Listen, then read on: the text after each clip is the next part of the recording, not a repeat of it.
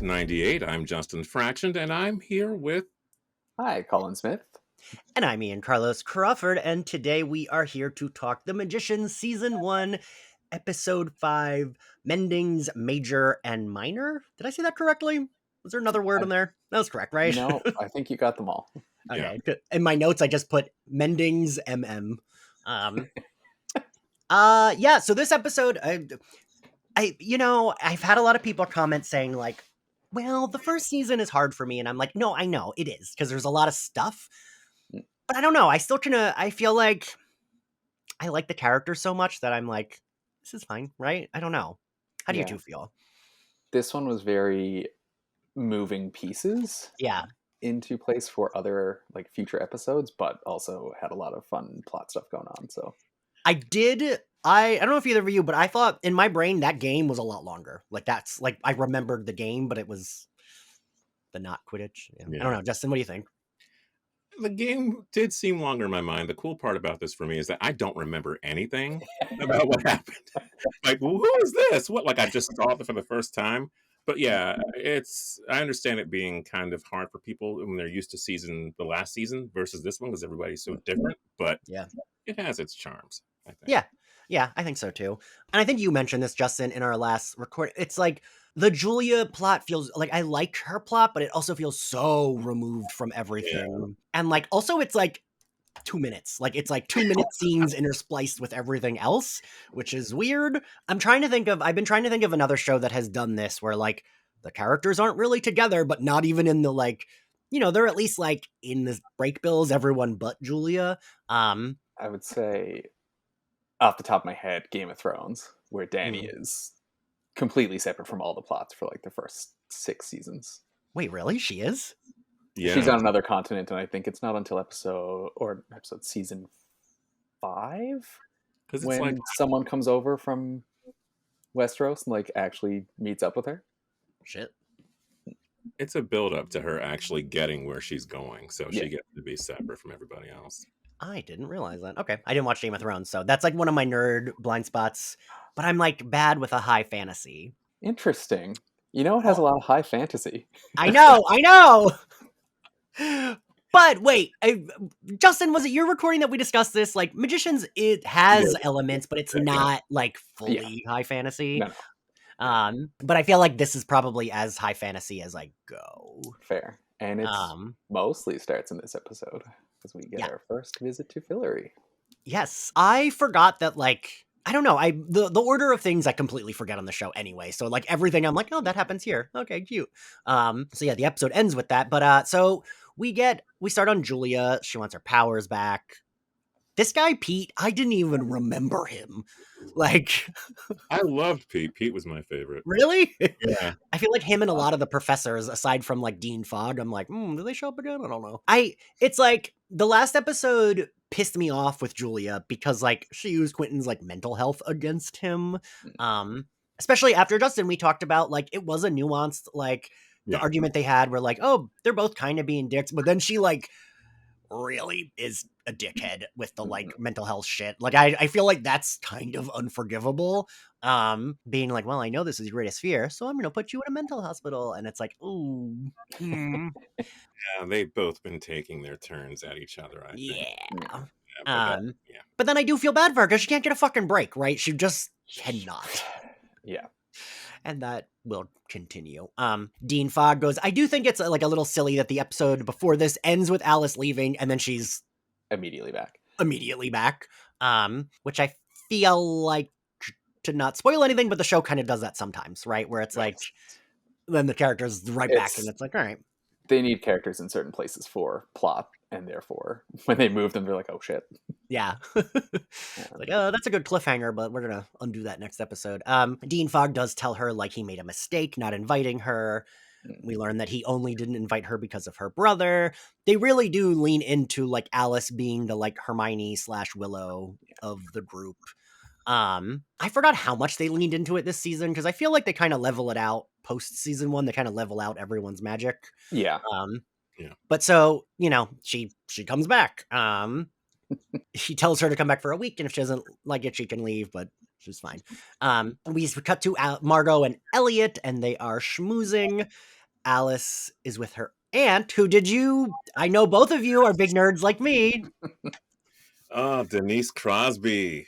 They make another Star Trek reference in this episode. I was like, it's great because she's in the episode now as well. Justin, do you think that casting was on purpose? Because I feel like they're all nerds who do this show. They do that every now and then. Someone random will pop up. Wait, isn't that? Yeah. Yeah. Yeah.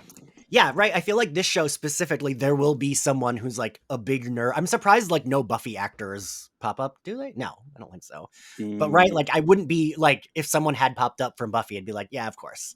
The other big guest star in this one is from Lost as well. Stanley. Wait, who's he in Lost? He played Tom, one of the others. Oh. Wait, is he the gay other? Yeah. That takes Kate to like that dinner and then he gets run over by a fucking car, I think. That's the one. Spoiler alert for Lost. Oh, I remember that. Look, I remember the thing. Lost is one of those other shows that I love, but I'm like, I don't remember everything that happens. Lost also has a zillion characters, too, to be fair. Without spoiling, there are 2 Buffyverse people that did pop up during the series. Ooh. I'll make you tell me afterwards. Yeah. And just for... Oh, wait. Yes, I know one of them. Yes, right. Duh, of course. One of them is in a couple of episodes. I forget that she is a Buffy person. Yes. Anyway, I don't know who the other one is. But so we see, a thing I like in this episode is we see Margot and Elliot competing, but like Margot genuinely does like the competing, right? Like they're not like getting mad at each other. They're just like being like jokey shitty with each other. Well, but she like says it to Alice when Alice leaves 2 episodes prior that she really likes competition. So, and I love that the conceit also is at the end when it's like the aunt is like, you're both exhausting. And then they just kind of laugh about it. They're like, oh, ha ha ha, whatever. They're very self-aware. And like, I mean, right. I think a lot about how Summer told me the most she's ever been recognized was her and Hale went to Gay Pride in Vancouver together. She was like, I've never been recognized more. And I was like, yeah, that makes sense. Like, the 2 of them together and at Pride, like, yeah, that makes sense that they would be recognized a lot. Because I feel like they very much are the like Margot couldn't be any more the like character gay men love, right? I mean, she's Cordelia Chase, but like with superpowers. But yeah, I like that, like, what do they say? It's camp, that the aunt runs like a magic camp that's Camp David if it were run by Caligula. Yes. Which I was like, I would like to know more about this camp that Tasha Yar runs. I don't know if either of you, I think I did like, is that the vibe of the aunt is that, like, oh, Camp David run by Caligula, and she's like, seems hippy dippy, and Alice is like so uptight. Yeah. Like I like, because I feel like, I don't know, I see that like when, I don't know, like my mom would tell me that I was too uptight. She'd be like, oh, you're such a prude. And it's funny because I feel like that can happen if you're like older family members are more whatever. It's like sometimes you do get a little bit more like, introverted, Yeah. I do feel like I see that in a lot of Hispanic families where like the younger ones will be like, ugh, about like all the traditions and like everyone being like yelling in Spanish. That was me as a kid. I'd be like, why are you all loud?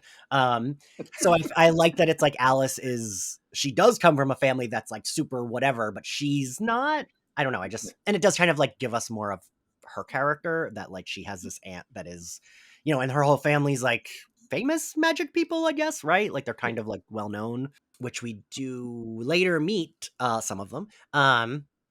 And spoiler alert, but kind of not spoiler, this aunt does not pop up again. I was very bummed when I realized it was Denise Crosby. I was like, wait, I didn't know she was in this show. And then I looked up and I was like, oh, she's all I had entirely forgotten about anyone in her family, like not her immediate family, that we meet. I mean, it should have been a good like point that I was like, I didn't know she was on the show. And then that's why because it's like, and she has the like the wrap and the glasses. So it's like, she's like incognito.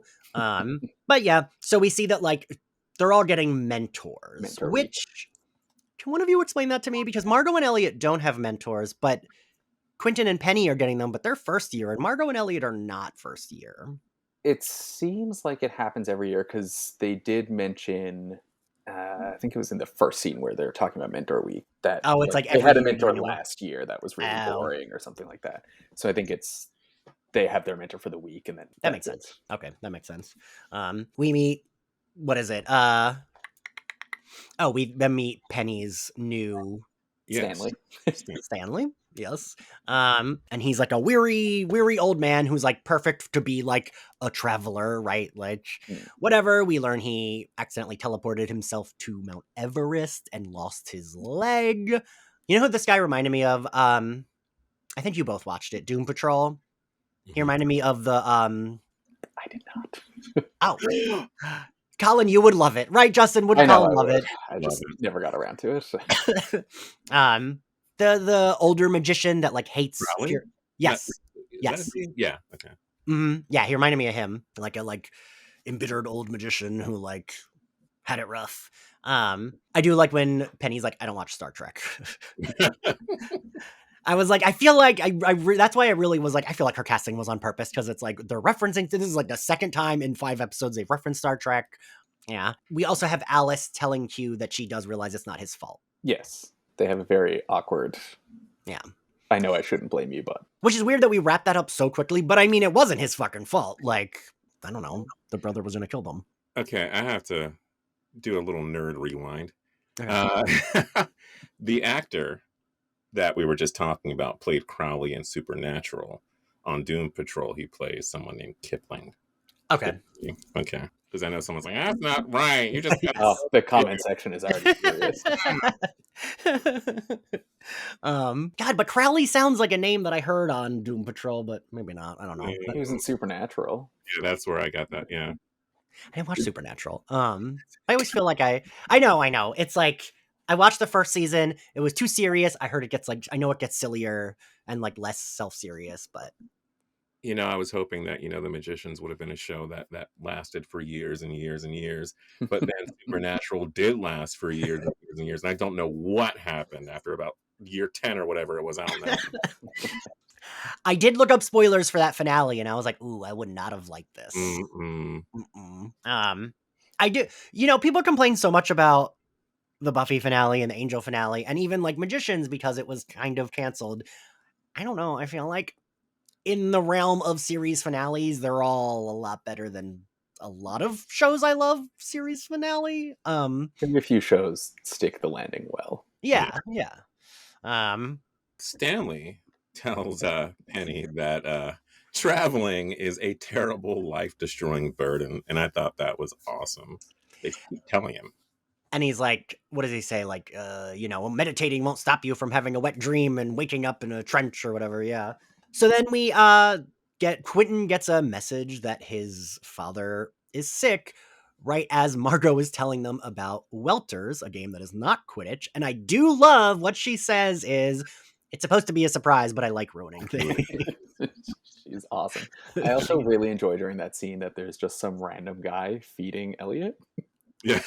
Okay, I was like, wait, did that guy just feed him? Because I saw the hand from off screen, and I couldn't tell if that was Elliot's hand or the guy sitting next. But yeah, I mean, listen, Elliot would be the one that has like a bunch of twinks like all over him. 100%.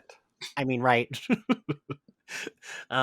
Post credits, we get Quentin visiting his dad, which is like fucking rough. The thing this show does well is that, right? Like, that's taken seriously, but we still have like wacky magic shenanigans going on. But it does take this plotline seriously. And like, it also, I don't know if this will ring true to either of you. It also did feel like almost like a queer person going home to see their like dad. The way the dad kind of was like, well, I kind of fucked up. And like, oh, well, I didn't always do things right, but I want us to be okay. Like that reminded me of like, I don't know, like a queer person going home to their like maybe conservative dad or something. Maybe I'm projecting. No, I get where you're coming from. And I'm like, I don't know why, but I'm charmed by the dad calling him Curly Q. That like when he's trying to downplay how serious the cancer is, then he flips it to be like, what's going on with your life? Because you're obviously not where you want to be in life. And yes, I know you're going through issues. Yeah. And he's like, that's when he like is like, you're still on my insurance, so I know you checked yourself into a hospital and you aren't taking your medications. Yeah, I also don't know what we're supposed to do with like Quentin not taking his medication. Is that supposed to be?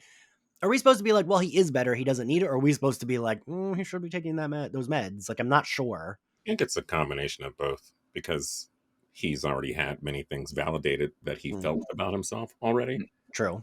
But also he does have an actual issue. So. Yeah. Yeah, it's weird because, like, in, I think it was the first episode, maybe, when he says everyone's medicating. Yeah. And it's fine. And then I think it's the dean is like, oh, you don't actually need to medicate because everyone out there does, but here you're fine. Yeah. It's like, it's a weird, especially coming off the last episode where he spent half of it in an imaginary mental hospital. Yes. Another thing so did either of you ever read the Da Vinci Code? This is going to be relevant, I promise. Yes, and I can't wait to find out how. My turn to not have read anything. The Da Vinci Code was very easily digestible. I don't know if you remember this, Colin, but like the chapters are like 2 pages long. There's like a zillion chapters, but they're like 2, maybe 5 pages long at most. And it made it so easy to read. And every episode of this kind of feels like that. Where like every scene is 2 minutes because we have like 85 characters to give different scenes to. It doesn't bother me too much. I think in a lesser show, it probably would bother me, but it just makes it harder to talk about because I'm like, all right, this scene I have 2 bouncing around. Yeah. So I'm going to do what I did in another episode. We're going to condense Julia's story. We're going to talk about Julia right now. So Julia, we see she goes to Pete to find out about other hedge witches. She fucks him for the information. It is pretty fucking steamy, right? It was a lot for me. For my prudish tastes. We're just 2 young Christian women, Justin. Yeah, I was like, ooh, when he like pulled her panties down, I was like, holy shit. But the show does like do like sexy pretty well, and they're all hot, so but I like that she literally fucks him to get the information. Because, like, you know, nothing wrong with that. She tells him what it is, right? She's like, you're gonna tell me where it is. But then he kind of is a prude because he throws it back in her face later when he's like, well, yeah, but I mean, nothing wrong with her doing that. Oh God, no. Yeah. No, Julia can do no wrong, other than when she, betrayed her friend and made a terrible mess of things. But we all make mistakes. Our editor Ashley, who is going to be doing some episodes, was saying she was doing like a watch, and she was telling me I forgot how much I don't like Julia because she's only watched season 1, and I was like, we like her, we just don't like her right now.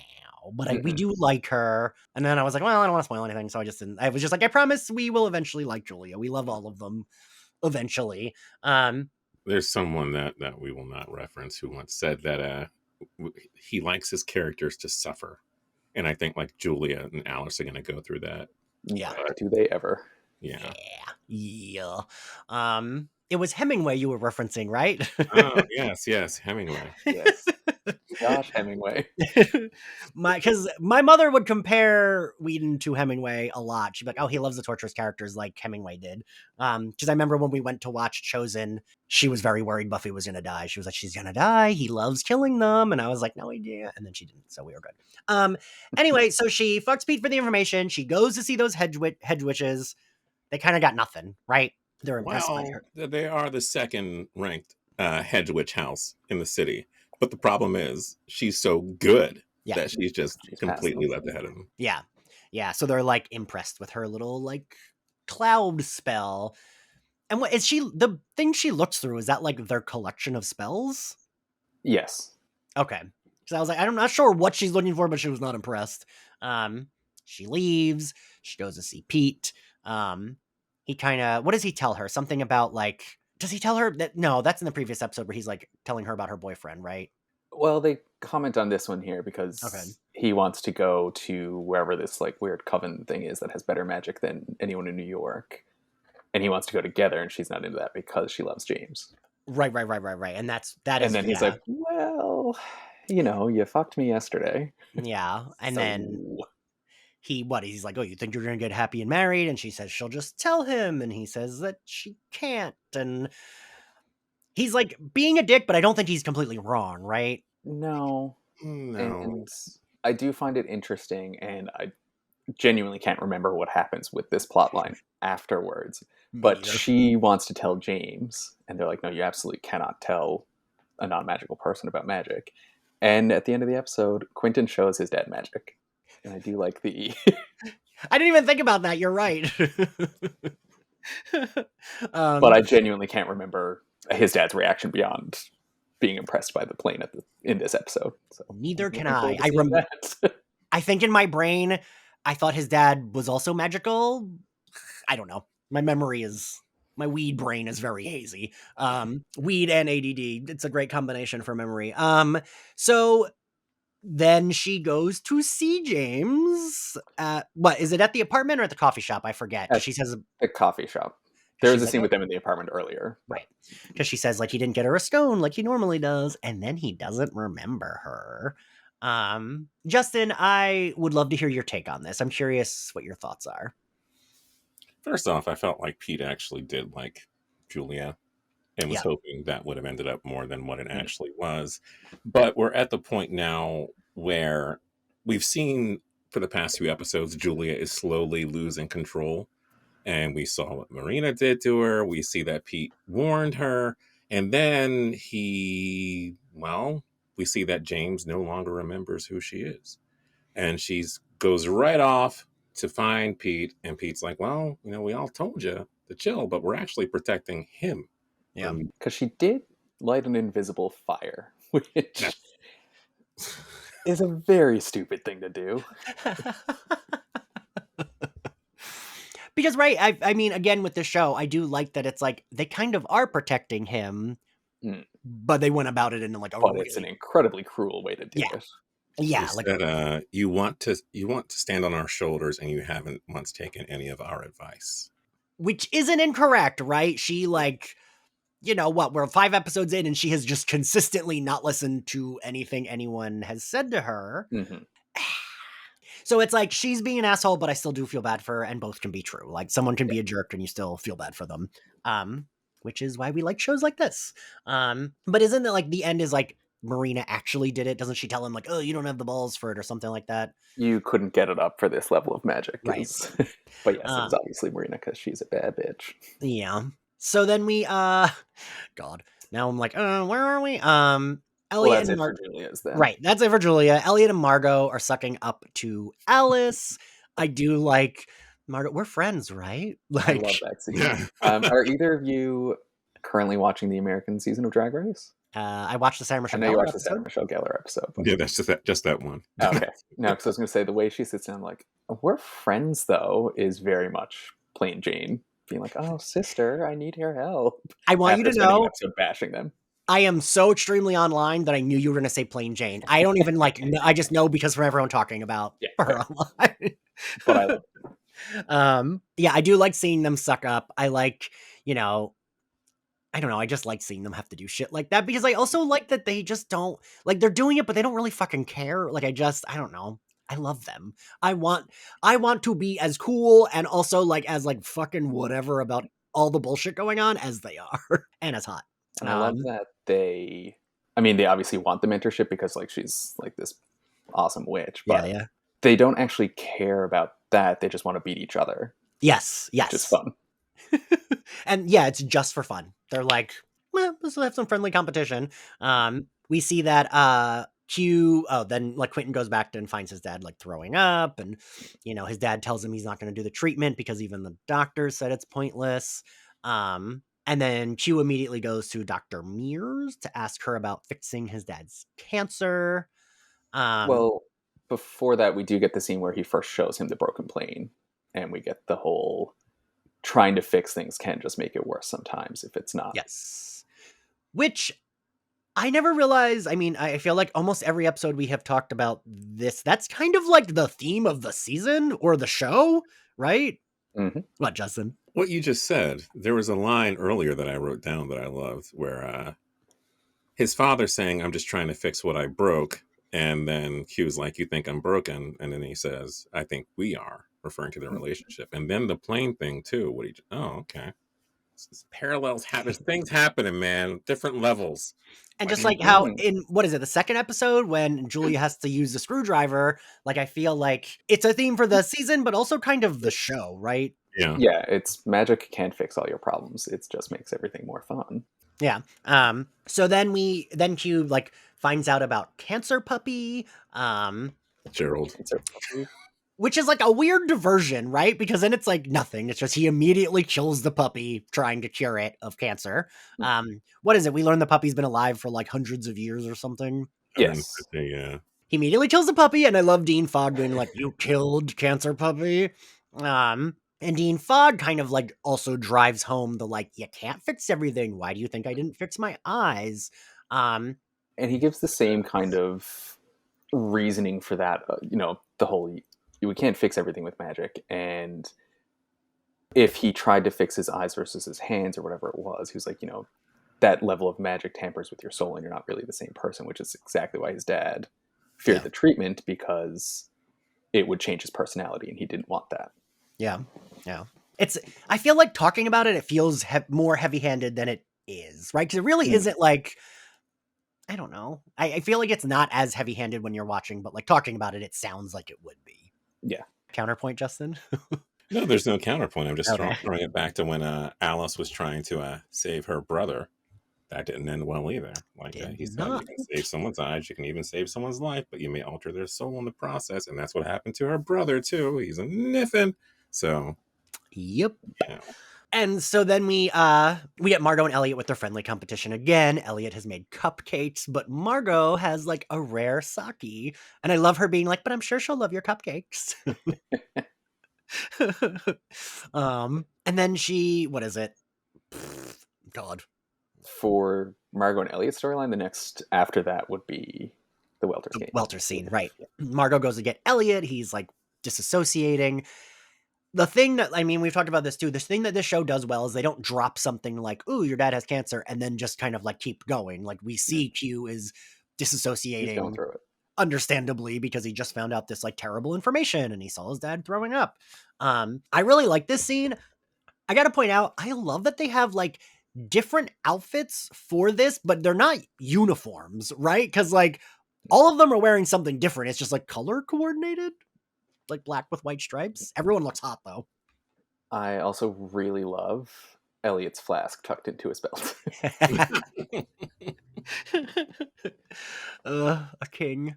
I did what do we think? Like I appreciated that because I don't know. It could have been a total Quidditch ripoff, but it wasn't. It really isn't, right? It's like they're doing spells.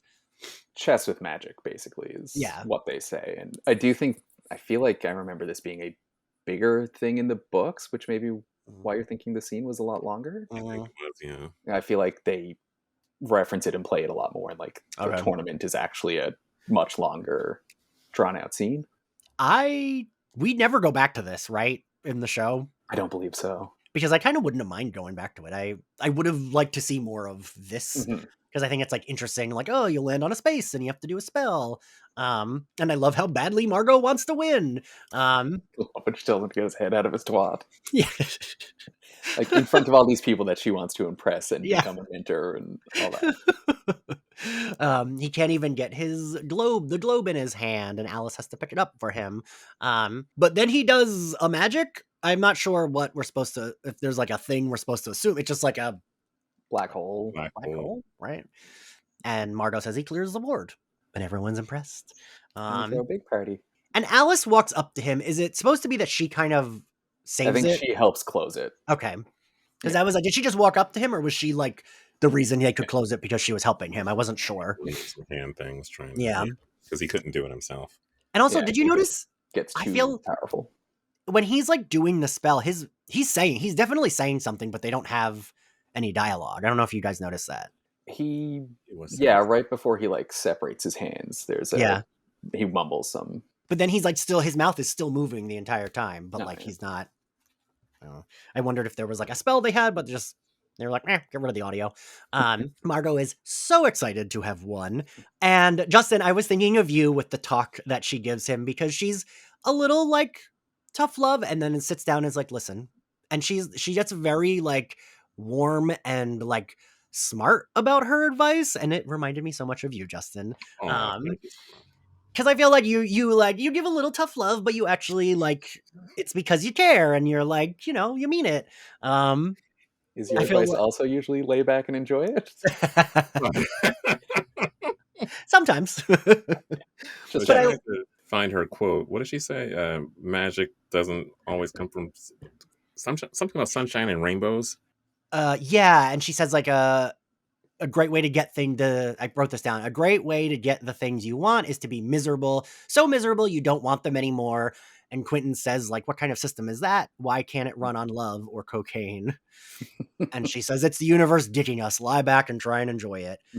And I just really appreciate how, like, realistic. She's not trying. She's like, she's doing it because she cares and is being honest, but she's not trying to be like sugarcoat anything, right? She's just like, listen, we get fucked, and sometimes you gotta like make what, enjoy what it is. Make the best of it. And I like that. That's like, I don't know. That's Justin. That's why we get along, because I like those kind of people, because I am the Quentin and I need the like Margot or Cordelia to So yeah, I do, and I feel like this is one of the first moments we get of her kind of like showing like a little bit more depth of like, yeah, I know you're going through it with your dad, but like you do have to think about your future. And she's not wrong, right? She isn't, like, because at first it's like you're like, oh, is she being an asshole? But she's not. She's like trying to give him a little bit of a pep talk and trying to make him realize like you do still have other things. I like that. And then we Penny and Katie get done fucking. They do a lot of fucking this season. Yeah. They're both hot, so good for them. What do you two feel about the two of them? Because I feel like their storyline is one I could maybe like be more integrated to the group. I don't know. Yeah, I find they're usually pretty separate, but I think Katie's got a lot of shit going on in the background with the hedge witches, and Penny just hates all of the other people. Well, I don't say hates, because like he is willing to help them out and shit like that, but he just doesn't care for them enough to be hanging out at a party with them yet, right? So I don't know. They could be more integrated, but at the same time, for like where their characters are now, it makes sense that they don't really care to try to fit in with the others. Penny, I enjoy a lot more later on, I feel like. It just feels very like, I don't know, it feels separate, but also a little like, But they're going to be forced together now because of where Penny ends up. He goes to try, what is he? He is trying to do the meditation, right? That's what he's trying to do. Yeah, he's meditating and then he astral projects, and which is what Stanley wanted him to do, period, is stop traveling, just astral project. And where does he go, Colin? He goes to this little kink dungeon in Fillory. But he doesn't know it's Fillory yet, and it is a terrible place. He finds another traveler chained up. And who enters, Justin? Butterfly moth face dude, scary man. Ugh. I genuinely like, I think the show does a good job of integrating horror shit, because I do think the beast is creepy. Like all the moths, all that shit. Like, and when he turns, it's like, hello. Like, it's like, fuck, the guy saw you. Like, yeah. Especially because the person that he's there to help literally can't see him. So he's just like, well, I'm obviously invisible here. It's great. Yeah. So I do like that. And then Penny goes to see Stanley and is pissed. Stanley says he assumed this girl was dead. She's part of, is it the third year class? Third year. Yeah. That like mostly went missing episode. Yeah. We see there's only like 4 of them left from the 20. So, and they say like, I think Elliot even says like, I think Margot says like the rumors they died, and Elliot's like, well, or they left. Who knows? Like, it's like unconfirmed. But we will go to that later. So Stanley, what is he? He asks him to help, and Stanley's like, well, I A, don't know where she is, and B, don't care. Yes. Which is kind of the vibe of, I feel like, a lot of the professors at Break Bills. Yeah. They've been through it. They've seen it all. So yeah, they're kind of just like, oh, someone died. Oh, someone's being tortured by a monster. Yeah, it's a Tuesday. I mean, it sucks because I guess they don't tell the dean about that he found her, but like at the start of the episode, we kind of skipped over. There's a scene with the dean and Quentin when he asks what's going to happen with Julia, and the dean jokes that he's going to kill her. But then he's like, whatever happens outside these walls, I don't care. Yeah. Because it's not my problem. And I mean, he's right. Kind of where Stanley's coming from of like, yeah, it sucks that she's in this position, but like, I don't know how to save her, so I'm not going to spend my time doing it. as a current professor, I feel like I kind of get it. I'm like, what the fuck could they do? Like, it's not their school anymore. It's like, I'm off the clock. Like, come on. I'm an adjunct. I'm teaching 2 magical classes. 10 of my students are dead because they blew up. Like, I can't worry about someone in a dungeon in another, like, parallel world or something. Right. So we cut to his dad, and this is where he shows him magic, right? Mm-hmm. I like this. What do you both think of this? I do like it. I think it's like a nice scene. I don't know. I really enjoy it. If his father were to, at some point, possibly maybe pass or live, who knows what happens. It is nice that he got to say, hey, I can do this amazing, beautiful thing, and I was right about it. So yeah, and I do like that when he first comes in and he says to his dad, he's like, "You're right. I'm not doing finance. I fucking would hate that. Yeah, like, come let me show you what I'm actually doing." Yeah. See, it's like a coming out, right? Right. His father doesn't ask him, "Have you tried not being a magician?" So. Right. Then we cut to break bills, and we see that Genji, Lieutenant Tasha Yar, tells Margot and Elliot that she would love to work with them, but it seems like being with them would be exhausting, and she's too vain to like be exhausted. And I love it. And I like how they're both just like, "Oh, we'll just open our own hotel or bathhouse." They like, I don't know. It's like, I love the like confidence that they have, where it's like, oh, they wanted this so bad, and you would think like I would probably be upset if like the person I wanted to be my like mentor in school so badly that I'm competing with my best friend is like, you're exhausting. But because Margot and Elliot are who they are, they're like, all right, whatever. And I feel like, Justin, that is like something you would be like, Ian, why do you give a shit? Like, just be whatever about it. Like, you'd be like, that's how you would be. Like, Ian, you're caring too much. And I would be like, oh, but she said I'm exhausted. That's nice. While being exhausting. Is that where the episode ends? I think that's where the episode ends. No, we have he draws the symbol that he saw, and Katie convinces him to speak to Quentin and Alice because they're involved with the Beast, and also she knows that they're both huge nerds and will know what the symbol is. And Quentin immediately clocks it as like, you went to Fillory, and that's when we cut. Those are the books, so we know that we will be going to Fillory soon. And I do think that is kind of like that's like a reveal, right? We get so many reveals in this show. It's like a reveal on a reveal on a reveal. I say a hat on a hat a lot because Elliot says it later in the show. That's like a line he says. He's like, it's kind of a hat on a hat. And I feel like the show sometimes is a hat on a hat, but it's okay. I don't mind. Because that reveal feels so separate from like everything else that happened.